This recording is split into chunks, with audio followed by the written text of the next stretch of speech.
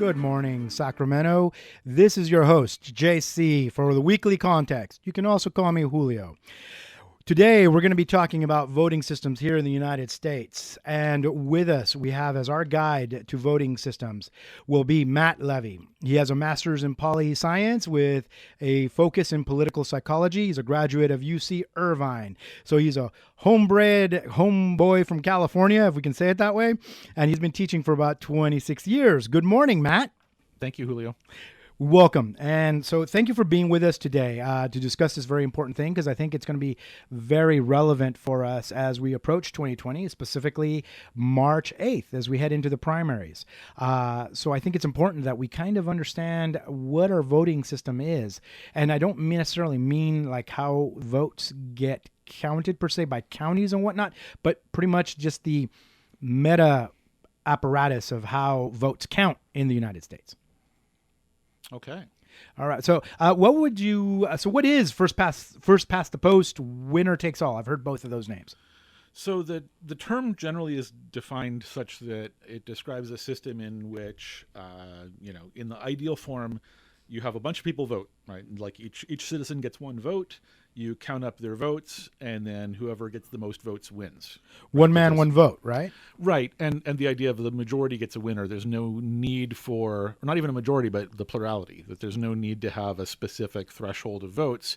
You just have to have more than the next guy. So hypothetically, you could have a three-way race with three candidates where one of them gets 40% of the vote and the other two get 30% each. The one with 40% of the vote wins. So now that's not exactly what happens in most of our elections, though, right? Correct. Usually we have like a 50+1 threshold, no? So I want to talk right now about kind of think about how this works at the level of the U.S. presidential election, because that's the one that's most familiar to most people, the one that gets the most attention. For that, we have the Electoral College, and then the majority of the electoral votes determine the winner. But the way that those electoral votes are determined is done within each individual state, usually according to a kind of first-past-the-post system, so that whoever gets the most votes in a given state gets all the electoral votes for that state. So you can describe that as first-past-the-post at two different levels, one of the popular vote within a state and the other at the level of the electoral vote in the Electoral College. Okay, that kind of makes sense. Yeah, that's that old refrain, right? One man, one vote kind of thing. Right. Now, the thing is, there are a number of different systems that are described as alternatives to first past the post. I don't really know of any systems today that go out of their way to advocate something other than one person, one vote. We tend to look on that pretty negatively, the idea of some people having more votes than others, right? In principle, right? True.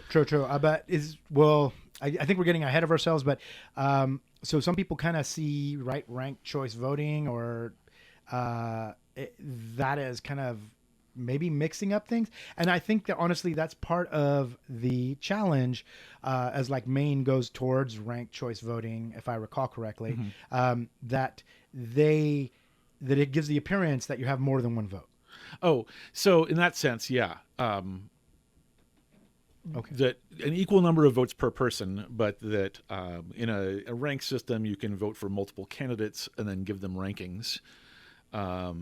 There's also something they call approval voting is slightly different than that, in which you essentially vote your approval or disapproval towards every one of a set of candidates, and you either accept or reject them. And there's a number of different ways this can play out. I actually am not very familiar with what Maine is up to specifically. Okay. Well, it was something that I think was, I'm not exactly sure what the history of it is, but I know that they reacted towards the previous president, or maybe, the previous governor, or maybe the current governor, the guy who said that African Americans were coming into his state to get the white girls pregnant and selling meth and stuff like that. He got a lot of stuff from it, and I know that from the standpoint of, let's just say, publicity, Stephen King, the novelist and author, he's been a opponent of that governor, and I apologize to the audience for not remembering the governor's name. Yeah, I mean, Stephen King's the only person I know from Maine, really. So. Now we're going far afoot. Okay. So what is the so now that we kind of understand what what the actual first past the post is. What are the origins of it? So, in the general sense of having an election in which the person with the most votes, or the candidate with the most votes, or the option with the most votes out of a set of votes wins, that is, I think, fairly basic to most people's understanding of voting, and goes back, I'm sure, to at least the Middle Ages and probably to prehistoric time, right? Gather together 10 people in a room and have them decide by casting votes on what to do, and if you need to have most of them take your side, that's a first past the post, or a winner take all system. As far as how that comes into play in the U.S., it's a bit mixed, but in the colonial period and then in the early period of the United States up until 1824, generally, in that period after the Constitution, before 1824, state legislatures, for the most part, would choose the electors to choose the president. Very often voting was only accessible, not just restricted to white males, but restricted to white males with property. 1824 is generally seen as the big sort of Jacksonian watershed in which it came to be that any white male citizen, right, over 21 could vote, and that those votes would be tabulated directly within the states. So if you live in North Carolina, you vote in North Carolina. The one who gets the majority of the votes in North Carolina, all the electors from North Carolina then vote for that candidate. Yeah, because if I recall correctly, prior to that, right, the founding fathers didn't want necessarily a direct democracy in this country. And they were looking for essentially a representational system. So a republic, which is why you have the electors in your example there, or that you're citing. And if I recall correctly, the franchise was really limited to landowning white males in the veriest of the beginnings, if I can use that word. Yeah, that's generally true. I'd say that anybody who starts to say what the founding fathers really wanted runs into some dangerous territory, and it was complex. And there's some some mixed aspects to it. But generally, yes, the idea was to have an electoral system that wasn't taking everyone's ideas into account equally, right? Correct. The idea of an electoral system as a kind of way of collecting and distilling the popular will, like sort of what everybody wants, and figure out how to give them all what they want, is relatively new in the history of the world, right? Yeah, no, absolutely true. So if we're about 1824, so that's when pretty much the franchise went out to everybody with the electors.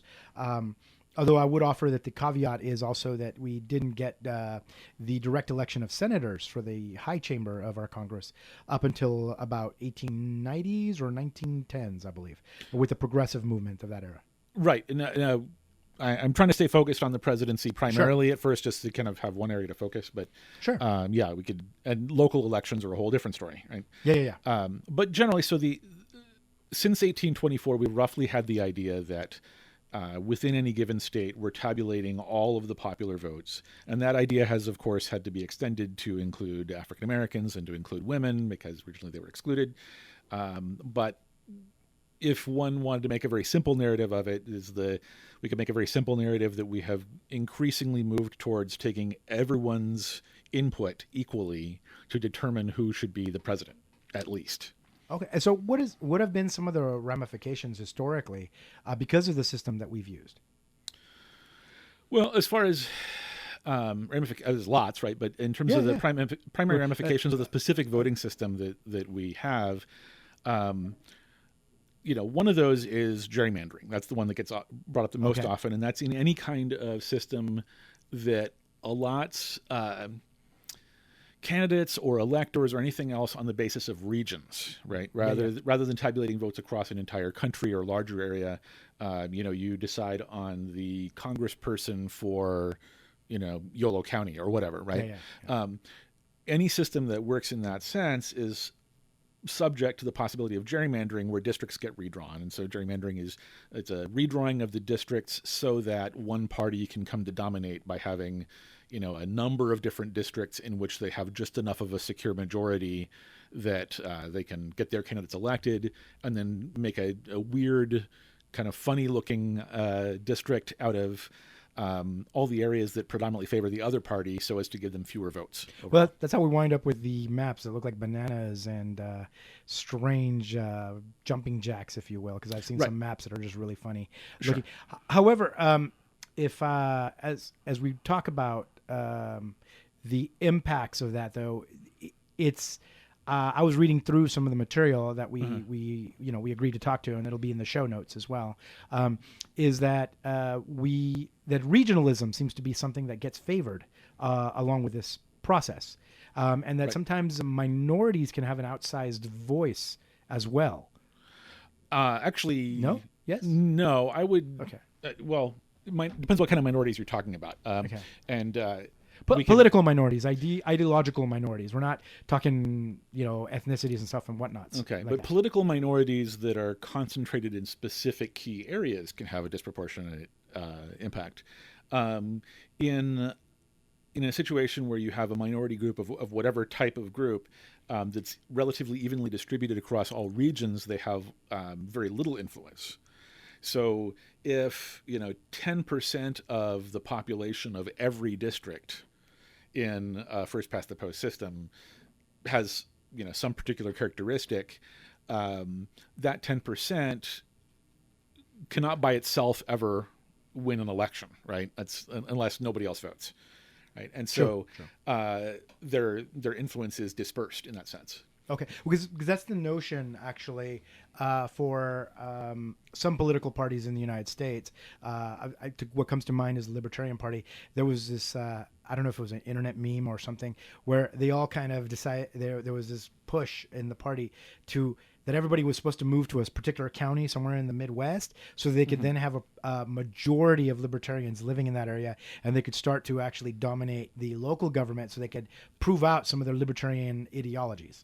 I could be getting that, so don't quote me on that. But that's the nominal notion. I find it hard to believe that libertarians got organized enough to do anything. But so, we're going kind of between a different couple things on our show outline here, which is fine with me. But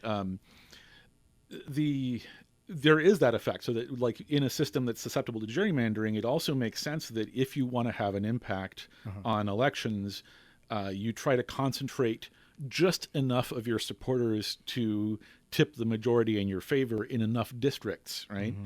And so, there's a familiar thing that happens. We have swing states in the presidential elections where, people who, for instance, vote Democrat in California will often complain, well, my vote doesn't really count because everyone knows California will go blue no matter what, right?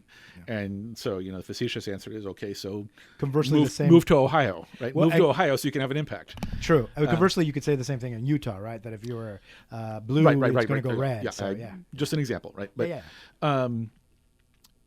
but equal that's time. These are aspects of, like, gerrymandering is a product of this system. It's something that it has benefited one or the other party in various ways, and it's definitely something that's you can see as a problem. It's a feature of the system that has to do with the way the system is trying to aggregate individual preferences. Okay. And what I want to get into in the next part will be about how other systems also run into problems with aggregating individual preferences. But that's in the next part. Terrific. No, because I also think about in U.S. presidential history, since we're because that is the main focus here.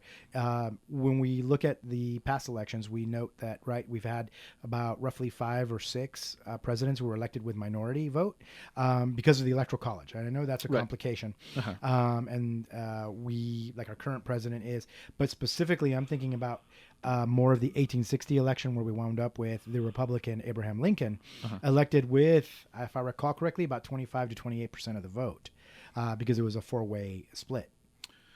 I am not a great 19th century historian. Your numbers don't sound right to me there, but it was certainly a complex election. So you know what? This makes me understand that what we will have perhaps in a future, because I want this to be an ongoing discussion. Sure. Is have a historian too join us, where we can talk about some of those more concrete examples, because I am not an expert nor a historian.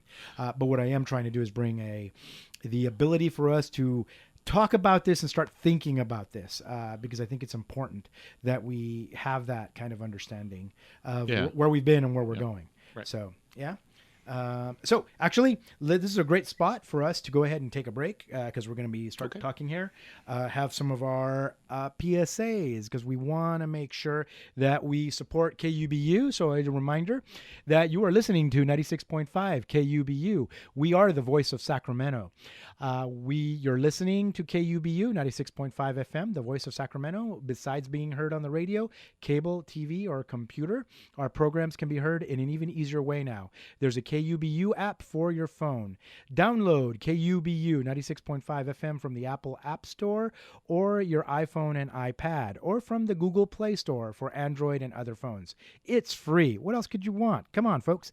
Once the KUBU 96.5 FM app is installed, it's just one button to listen to KUBU from anywhere in the world. Easier than ever to take KUBU with you, and thanks for listening to the voice of KUBU 96.5. So hang on there. Here we got our wonderful PSAs coming online, and here we go.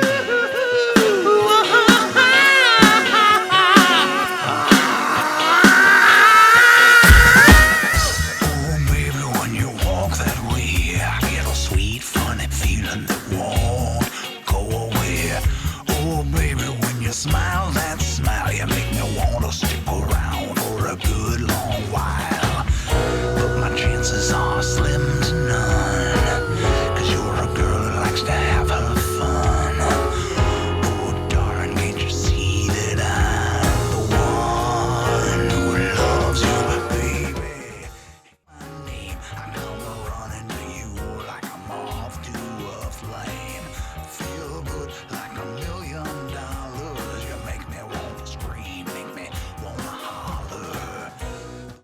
Alexis Arriaga, and I am with Teatro Nagual, your premier bilingual social justice theater company, and we are proud to tell you about two of our upcoming shows. The first is Burnt Tortillas, the Bishop Gallego story, which is a family-friendly production that will touch on the life of one of the most beloved Latino bishops in Sacramento. The show will be presented at the Sierra 2 Arts Performing Center, Saturday, March 14th at 1 p.m. and 5 p.m., and also March 15th at 2 p.m. Tickets are available at brownpapertickets.com. The second show is Letters from the Border, Cartas de la Frontera, making its Sacramento premiere at the world-famous Crocker Museum on May 17th. There will be an English language performance at 11 a.m. and a Spanish language performance at 2 p.m. Letters from the Wall will be free to the public. Find us on Facebook at the Teatro Nagual page, share our page with your friends, and come see our shows and support your local theater. United Latinos will host its Voter Education Forum on February 8th, 2020, from 10 a.m. to 12:30 at St. Philomene Catholic Church in Sacramento County.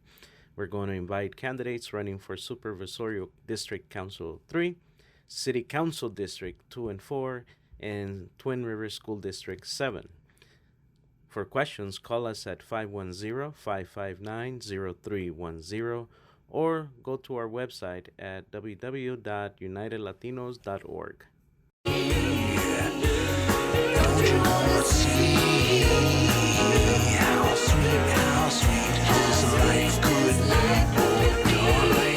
All right, and thank you to those folks, all those wonderful things going on in the community. So we're back here with Matt Levy, our guide to voting systems. So Matt, we're going to be talking about the different types of voting systems that are also available that are not necessarily winner take all or first past the post. Okay, actually, if we can back up a step, Sure. One thing we didn't talk about in the first past the post was the two-party system. And so we addressed gerrymandering, which is clearly one of the major effects. The other one is the tendency towards two major political parties.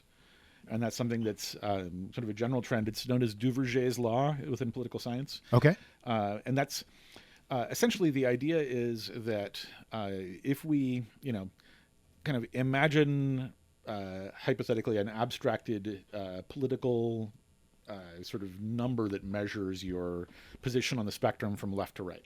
Right? And so we create a kind of a bell curve where most people are fairly moderate and some people are very, very left-wing and some are very, very right-wing, right?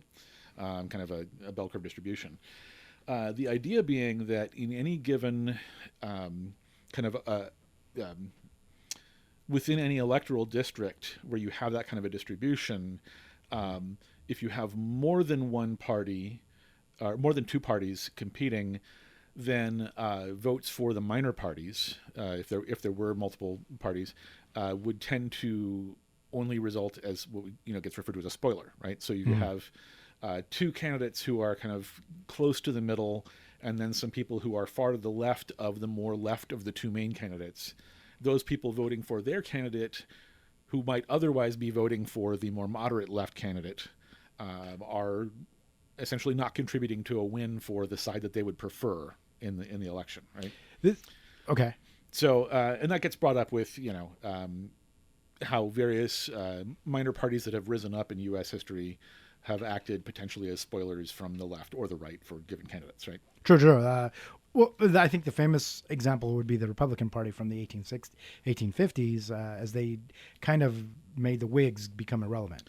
Well, actually, the Republican Party is the big success story of a third party that succeeded at the national level. Generally, that doesn't work, right? So other parties, the populists and whatnot, other parties have risen and fallen without having gained any kind of permanent traction.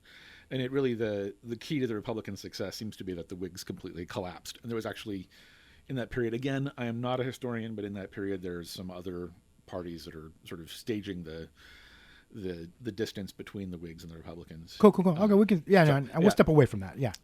And remember, I promised, the only thing I promised, because I'm going to be like, try to be funny here, but my only promise to you was that I have enough credentials that I know more about this than you do. So Very fair. Of the two people in the room, I am the expert. So, we're here having a conversation, aren't we? Yeah. As far as the two-party system, though, that analysis, right, the Duverger's law, does tend to hold true. But the analysis is based on this idea that political preferences do fall into a definable left-right spectrum, and that there is a kind of bell curve distribution with most people in the middle. And of course, that is not necessarily true in all cases. It also relies on the idea that our tendency to want to vote for a candidate is primarily based upon the strategic consideration of who's likely to win, and that's a rational choice based on preferences, a rational preference structure. And so the one analysis of this that's kind of a relatively famous analysis is a political scientist named William Riker, not the guy from Star Trek, but his analysis is based on a kind of a rational actor model of how this works, and he actually came up with the infamous sort of counterintuitive conclusion that low voter turnout is actually a good sign. Okay. And his reasoning is that in that system in which you have the two candidates fighting for the middle ground, the closer they get to the middle, then the more they can be secure that all the votes to their side of the middle of the bell curve, right? So if one person is just left of the other candidate, they're assured that everyone to the left of them will vote for them, everyone to the right of the other candidate will vote for them, and so the two will kind of look for the median of the bell curve. They look for that middle of the curve and come together. So the two candidates become nearly indistinguishable, and the closer their positions become, then the less difference it makes who you vote for. And since we have this electoral system in which it takes some effort to cast your vote, then your chances of making the decision to actually go and vote become less as you see that your vote is going to have very little impact, increasingly small impact, which indicates that the system is working well at approximating the median of voter preferences. Now, there's a huge problem with that, but I think we'll wait for the next segment maybe to address that part. Yeah, you know what? And I do apologize. It seems we ran out of time, but I really enjoyed this, and I hope that the audience did, or at least started thinking about critically about what we've discussed here. So, Matt, thank you so much. Thank you for today. We will come back and talk in another segment for about the other systems that are available to us, such as I think we can go maybe a little more in depth into ranked choice voting and whatnot, because I know there's also proportional and representational voting, and talk about some examples such as Israel and maybe even Belgium. But I think this is a good place to start. Yeah. Okay. Cool. So thank you again for being here today. I've got lots more to say. Yes, thank you. That was good. So I want to invite everybody to go ahead and join us. You're going to be able to listen to this again if you want on our digital assets. We will have links posted at Facebook page for the weekly context. And we also have a Twitter, so you can follow us at TWC, if I recall that correctly. Don't quote me on that. We'll make sure we get you the correct things. But follow us on Facebook at The Weekly Context. So I want to say thank you for joining us, and have a great morning, everyone.